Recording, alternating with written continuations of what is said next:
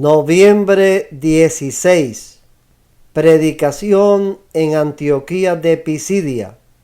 Hechos 13 al 52. Pablo y sus compañeros se hicieron a la mar desde Pafos y llegaron a Perge de Panfilia. Juan se separó de ellos y regresó a Jerusalén. Ellos por su parte siguieron su viaje desde Perge hasta Antioquía de Pisidia. El sábado entraron en la sinagoga y se sentaron. Al terminar la lectura de la ley y los profetas, los jefes de las sinagogas mandaron a decirles: «Hermanos, si tienen algún mensaje de aliento para el pueblo, hablen». Pablo se puso de pie, hizo una señal con la mano y dijo: «Escúchenme, israelitas, y ustedes los gentiles temerosos de Dios. El Dios de este pueblo de Israel escogió a nuestros antepasados y engrandeció al pueblo mientras vivían como extranjeros en Egipto. Con gran poder los sacó de aquella tierra y soportó su mal proceder en el desierto unos 40 años.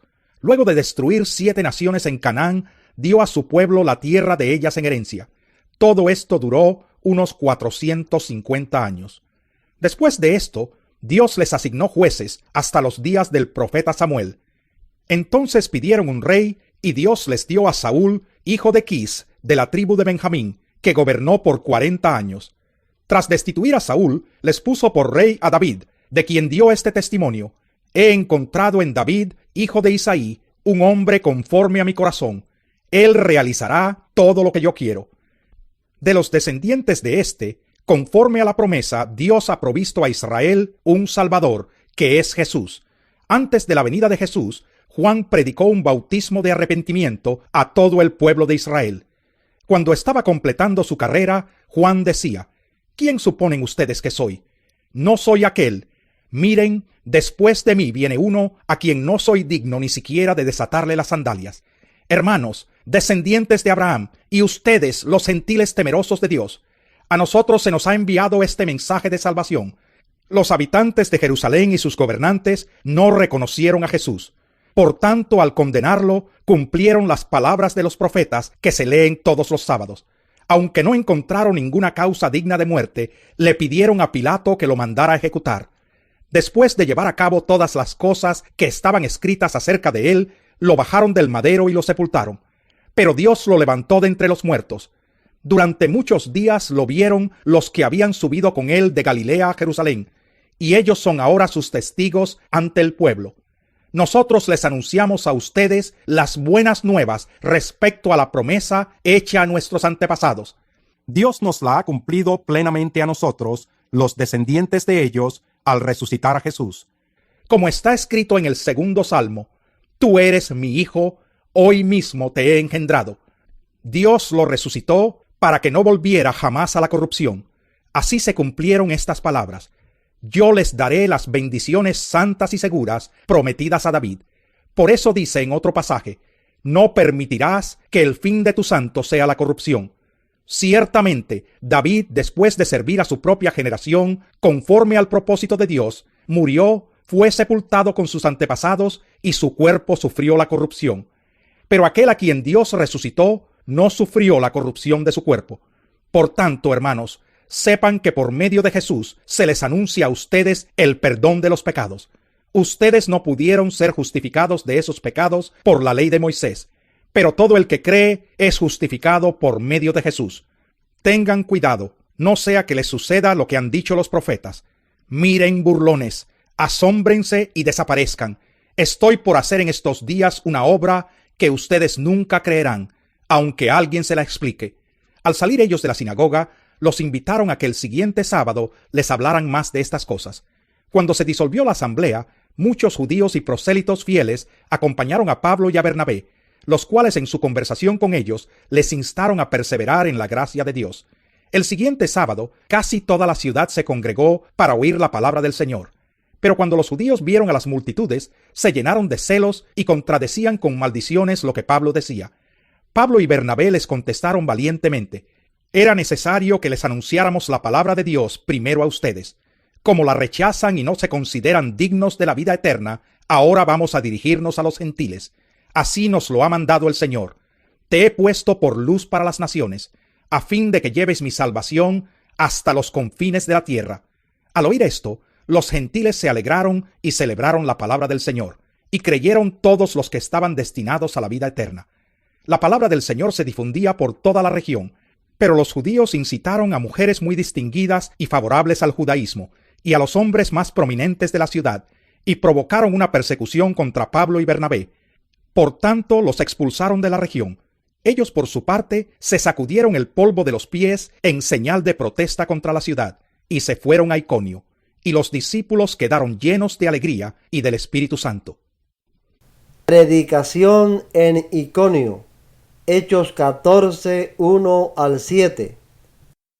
En Iconio, Pablo y Bernabé entraron como de costumbre en la sinagoga judía y hablaron de tal manera que creyó una multitud de judíos y de griegos. Pero los judíos incrédulos incitaron a los gentiles y les amargaron el ánimo contra los hermanos. En todo caso, Pablo y Bernabé pasaron allí bastante tiempo, hablando valientemente en el nombre del Señor, quien confirmaba el mensaje de su gracia, haciendo señales y prodigios por medio de ellos. La gente de la ciudad estaba dividida. Unos estaban de parte de los judíos y otros de parte de los apóstoles. Hubo un complot tanto de los gentiles como de los judíos, apoyados por sus dirigentes, para maltratarlos y apedrearlos. Al darse cuenta de esto, los apóstoles huyeron a Listra y Derbe, ciudades de Licaonia y a sus alrededores, donde siguieron anunciando las buenas nuevas. Pablo es apedreado en Listra. Hechos 14, 8 al 23. En Listra vivía un hombre lisiado de nacimiento, que no podía mover las piernas y nunca había caminado. Estaba sentado escuchando a Pablo, quien al reparar en él y ver que tenía fe para ser sanado, le ordenó con voz fuerte: «Ponte en pie y enderézate». El hombre dio un salto y empezó a caminar. Al ver lo que Pablo había hecho, la gente comenzó a gritar en el idioma de Licaonia: «Los dioses han tomado forma humana y han venido a visitarnos». A Bernabé lo llamaban Zeus y a Pablo Hermes, porque era el que dirigía la palabra.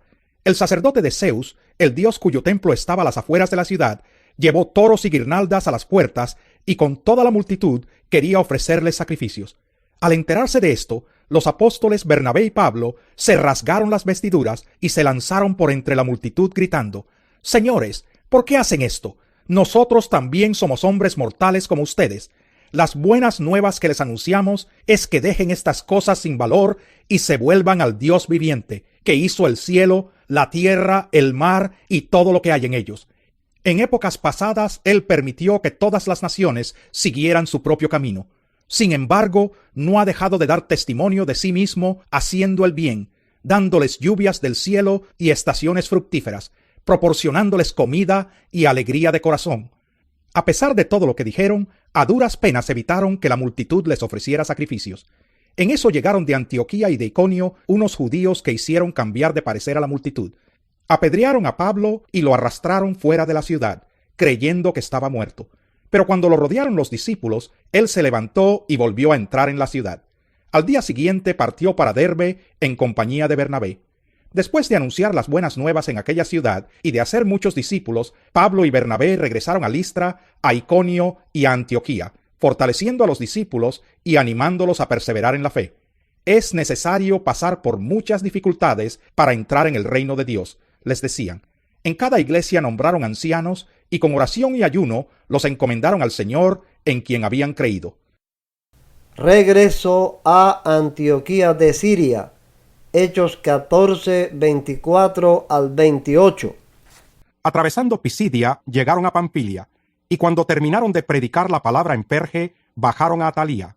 De Atalía navegaron a Antioquía, donde se los había encomendado a la gracia de Dios para la obra que ya habían realizado. Cuando llegaron, reunieron a la iglesia e informaron de todo lo que Dios había hecho por medio de ellos, y de cómo había abierto la puerta de la fe a los gentiles, y se quedaron allí mucho tiempo con los discípulos. Los lugares donde fueron escritas las epístolas son probables y las fechas aproximadas. Las opiniones de los eruditos son diversas y en ocasiones hasta discrepantes, por lo cual no es correcto dar como exactos lugares ni fechas de composición. 47 al 49 después de Cristo.